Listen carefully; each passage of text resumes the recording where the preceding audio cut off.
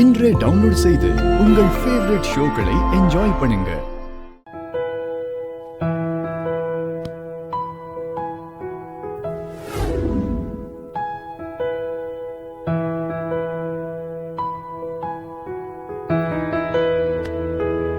என்ன சாமி கிட்ட வேண்டுதெல்லாம் பலமா இருந்துச்சு போல. என்னதான் நான் எப்படி கேக்குற? மாமா உனக்கு பிரசவம் நல்லபடியா நடக்கணும் தானே இந்த வேண்டுதல் இந்த பூஜை எல்லாம் பண்ணிட்டு இருக்காரு.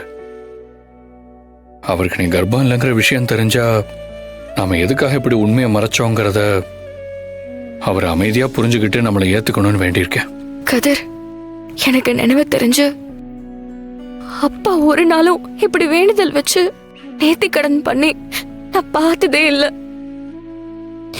அவரு எனக்காக மாலை போட்டு காவடி எடுக்கிறேன்னு வேண்டிக்கிட்டதா இருக்கட்டும், அன்னைக்கு மாயாவுக்காக கோவில அங்க பிரதர்ஷனம் பண்ணதா இருக்கட்டும், இதெல்லாமே அவர் எங்க மேல எவ்வளவு பாசம் வச்சிருக்காருங்கிறத எங்களுக்கு புரிய வச்சிருக்கு.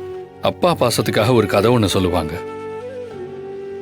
அம்மா தன்னோட குழந்தைய இடுப்புல தூக்கி வச்சுக்கிட்டு தான் பார்த்த உலகத்தை காட்டுவாங்களாம்.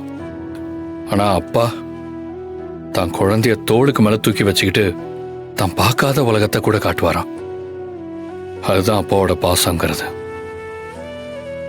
அந்த பாசத்துக்கு விலை மதிப்பே கிடையாதுண்ணா. ஆமா கதிர், அப்பாவோட முகத்தை பார்க்கும்போது நானே எல்லாத்தையும் சொல்லிடலான்னு கூட சில நேரத்துல தோணும்.